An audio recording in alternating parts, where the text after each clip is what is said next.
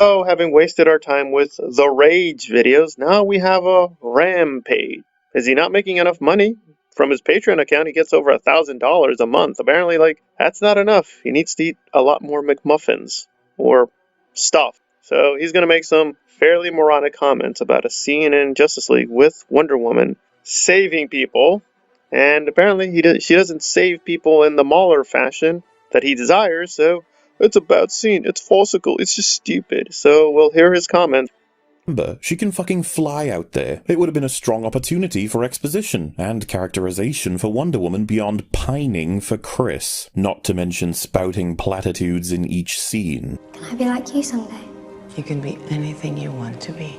Yeah, okay, let's talk about this scene. Diana was shown to avoid killing people in both of her solo movies. As much as this idea is not fully realized, the sentiment is there. It's Patty's design. In the opening of this film, she is seen delivering such lethal blows that blood splatters are delivered to the surrounding walls. She annihilates people to the point of blasting through doorways, unconcerned for those on the other side. Like, what if there was some children tied up right there? Then she keeps making terrible decisions, like blocking every round in the rifle by skirting across the ground rather than moving toward the man firing. She moves faster than sound. What the fuck is this decision? Did you just want to look cool? Because it wasn't cool. Then there's her lack of movement while he fully reloads his gun. She could have taken it and punched him. She could have used that lasso she constantly forgets she has. She could have put him to the ground. Instead, she gives him the god-killing super move.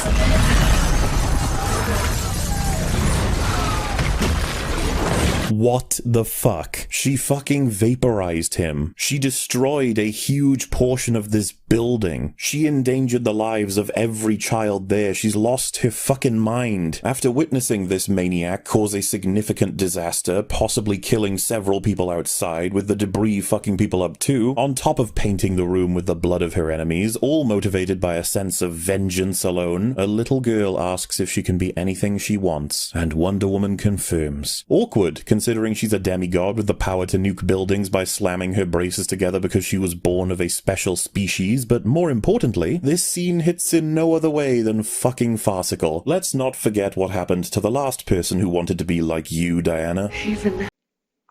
Well, let me be fair. There are some good legitimate points he brings up in his video. Like most things, it's buried underneath hours and hours of babbling, and the points are literally 3.5. So, not really that much. He could have just made his points in 6 minutes, and that'd be the end of it, and be like, okay, those are fair criticisms. They're not strong, but they're fair criticisms, and he actually makes one kind of here. It's small, but it's a legitimate point, about how the blasts work with her bracelets. I think that's fair. We don't exactly know how they work, but his solution that, the Joss Whedon version, yeah, that's the way to do it. I mean, we don't know how the blast is going to destroy that person. She used these blasts against Doomsday. It hurt Doomsday. I think it's going to hurt quite a lot if you use it against a human being. Yeah, she has some alternatives. She could have just knocked him out, but she could also grab him and, break off his arms, break his hands. I mean, again, the situation, time is of the essence, so she has limited options. But his whole moronic thing saying, there could have been children in the door, you could have endangered them. It's like, yeah, there could have been baby elephants, there could have been puppies, there could have been werewolf children there too. Yeah, there could have been all these hypothetical non-existent children in the door. There could have been tons of children in the door. That's possible, but there weren't. So what are you babbling about? Also, why would the terrorists do that? Why would they take their most valuable asset, the hostage children, and just separate them from the group and far away from them? Why would they have children near the doorway, away from them, when they could possibly escape?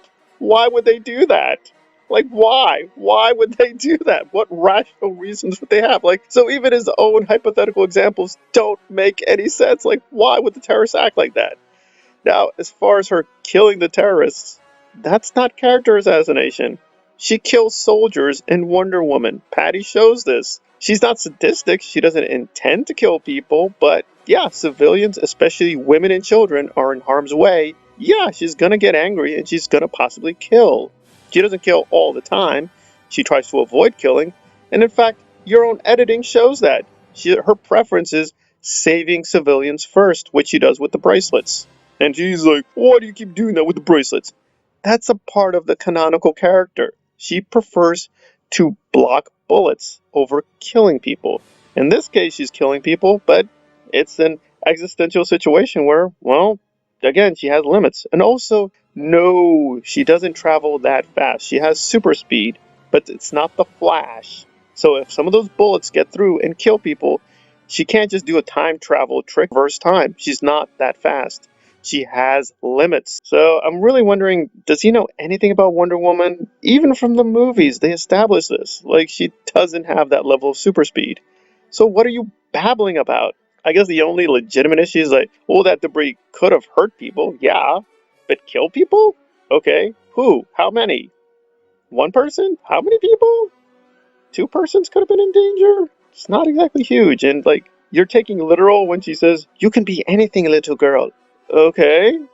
All right. I think she's just being metaphorical. What is wrong with that?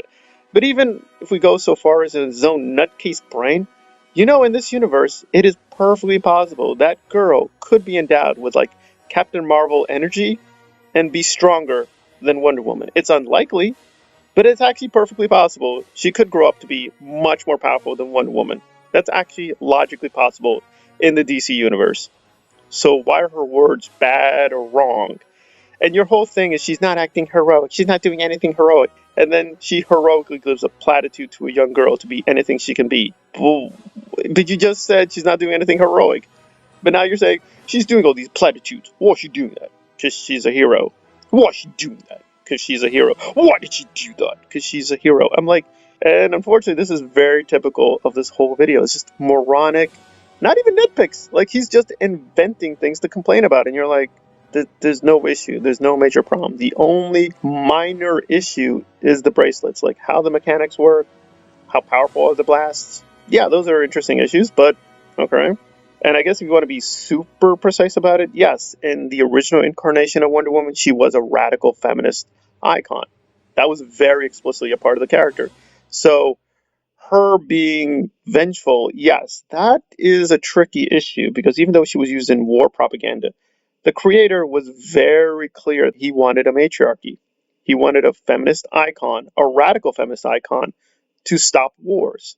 His ideal would be that women would control the earth and we would have peace. So from that angle, yes, the character is not in canon compared to the original version in the comics. That's true.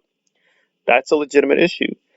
But unless Mauler's a radical feminist, he doesn't have much to say. And he's not a radical feminist, so it's unclear what he's babbling or complaining about. But yes, from a radical feminist point of view and feminist ethics, there are questionable things that she does in Justice League, even the Snyder version. This is true, which if we're doing a lecture or essay on feminist ethics, we can get into. But you're not a feminist and you're not into feminist ethics, so it's unclear what your issue is. Like, the children are not in danger, they're not traumatized, she didn't rape or kill them. And in this kind of criticism, it's like, perhaps Diana will rape the children, perhaps she will rape the Flash, perhaps she will rape Cyborg, perhaps, but it's not likely, and we don't see any evidence she does, and we have nothing to go on here. Like, why would you do that? How would you do that? Like, what, huh, what?